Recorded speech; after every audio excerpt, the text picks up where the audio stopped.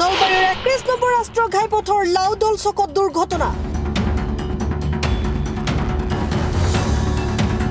31 number ৰাষ্ট্ৰীয় ঘাইপথৰ লাউদল চকত এখন ডাম্পাৰ আৰু এখন বাছৰ মাজত সংঘৰ্ষৰ ফলতে দুৰ্ঘটনাটো সংঘটিত হয়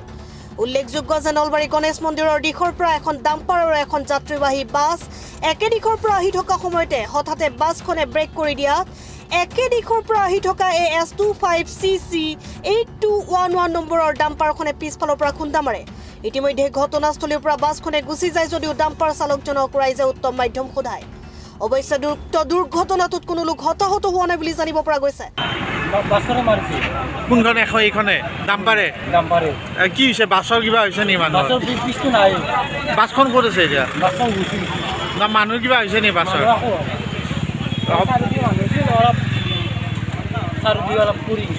তাৰমানে কি ডাম্পাৰখনে হঠাৎ ব্ৰেক মাৰিছে নেকি কিহৰ কাৰণে ব্ৰেক মাৰিলে কিহৰ কাৰণেতো বুজি নাপালোঁ না গমেই নাপালোঁ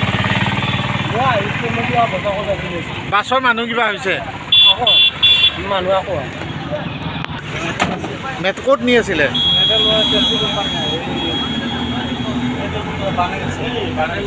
আপুনি চালক আছিলে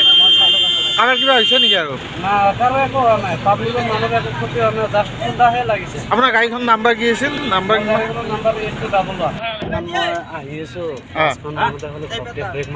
আপুনি ক'ৰ পৰা আহি আছিল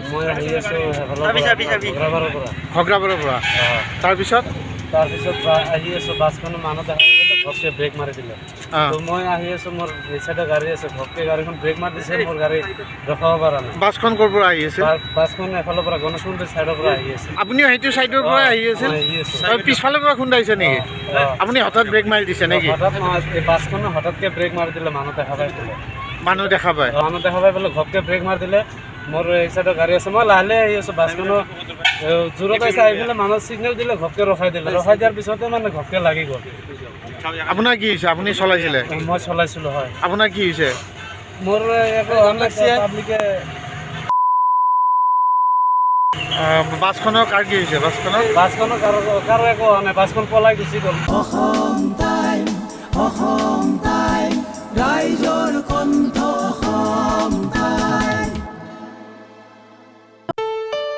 ঘৰত আনন্দ আৰু সম্পৰ্কৰ